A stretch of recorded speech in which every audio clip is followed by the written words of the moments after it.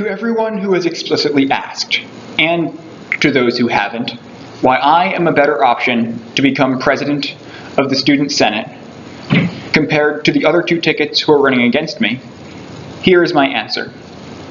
The difference between me and them is that they have the power right now to be doing everything that they have promised.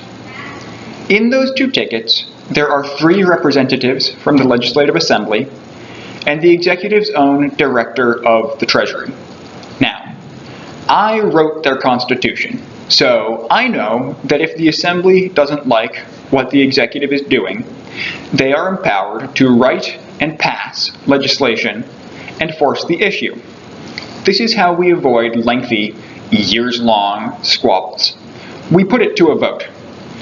So I have to ask, if there are projects that the 3 representatives want to conduct, and the executive is not currently conducting them, why have they not attempted to do anything about that? Where's the bill that says, at Mr. President, please ask the university to do more recycling and composting? Where's the bill that says, at Mr. President, please stop getting rid of our social media accounts?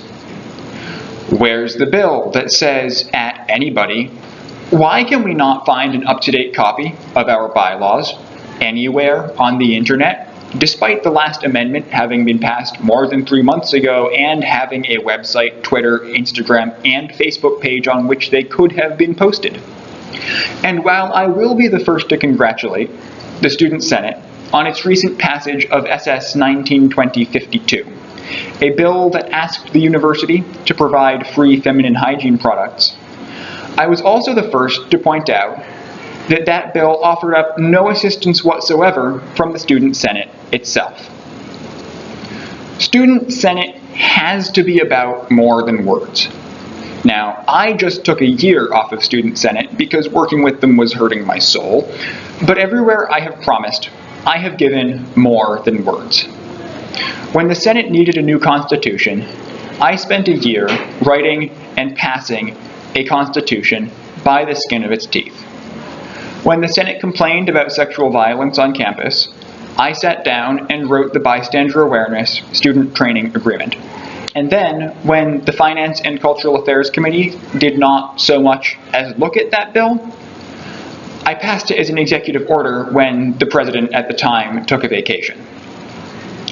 Most recently, despite not even being on Senate, in response to SS 1920-52, the feminine hygiene products bill from earlier, I have submitted a resolution to the Assembly that, if passed, will cause the Senate to spend $2,000 on feminine hygiene products, while the university figures out its own plans.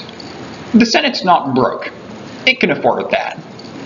So, if you, like me, are graduating this year, having spent more than $350 in student activities tax on an organization that you would never have even heard of if you do not have a friend who was a member, consider leaving the university just a tiny bit better than it was when you found it. Write in Tris Howard for President of the Student Senate this Wednesday and Thursday, February 26th and 27th, on Campus Labs. Leave the Vice President blank. To see what else I've got lined up for my month in office, check me out on Twitter and Instagram.